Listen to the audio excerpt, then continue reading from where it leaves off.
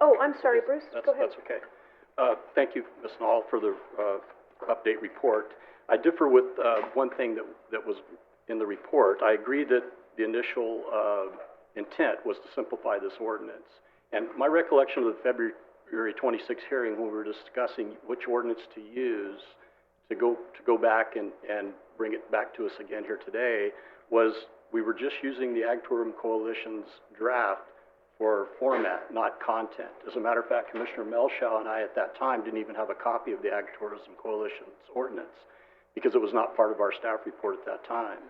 So to see it come back in content rather than just format, and I made the comment at the time that we also tended to agree that the intent was not to make this more restrictive, so that I really didn't care which format was used because it would be pared down to almost nothing if it wasn't going to be more restrictive. And when I see the table in here of a comparison table of what it is today versus what's being proposed, it seems to be restrictive across the board, the new proposed ordinance. So that would be my only comments at this point, and I'll wait to hear from the public. But I reviewed that hearing on video last night, and that was pretty clear from our discussions of February 26th, that this was not to be for content, but format only. And if Karen Nall can respond, I re-reviewed that tape a number of times, and I felt I got direction from various people, but that it wasn't across the board vote, staff shall use format only.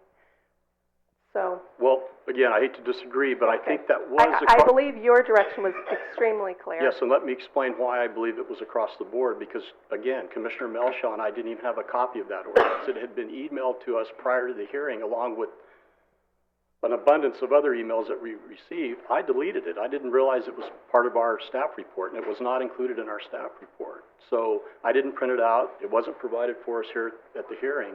So I do believe the rest of the commission agreed across the board that that was for format only, because Commissioner Christensen made the comment it was easier to read and easier to follow. But I'll yield to my other commissioners, but that's the way I understood it, and I think the tape's very clear of that. Thank you. And just to clarify, that is exactly what we did. I mean, it really is the format that we made the selection on, because the version that was submitted by ATC, which now I think would be appropriately called the Planning Commission's public hearing draft, was simply took the same concepts as was in the staff draft, but organized them in a different way. Now, we have heard since then that there are some minor discrepancies in the language, which are inadvertent, but the point being, we haven't started to work our way through the actual ordinance yet. And so the actual merits or demerits of the policies that are included or excluded are going to be discussed by this commission one by one. And any discrepancies or disagreements between what staff had recommended and what we adopted in format only will be fleshed out through those discussions. So I'm glad you brought that up, because I think it's important to stress that we simply collectively, the three of us who were familiar with both drafts, and it's unfortunate that you folks were not able to have the same level of familiarity with the documents, but I appreciate you essentially deferring to the three of us who had, that this was a much more readable, workable document. We can now build whatever into it or out of it we collectively choose to do, but it just is a document that, while unfinished, was preferable in terms of its organization. I'll just make a quick response, and then I'll let the public speak, and I'm sure we'll talk a little bit more, but they were not the same in content. As a matter of fact, our staff report that we have before us today is full of comments from staff, such as eliminates the ability to hold the events on ag land, a major shift in policy. So staff's recommended draft was not, for content purposes, in alignment with the Ag Tourism Coalitions. And I'll end it at that, and we'll hear from the public. Okay.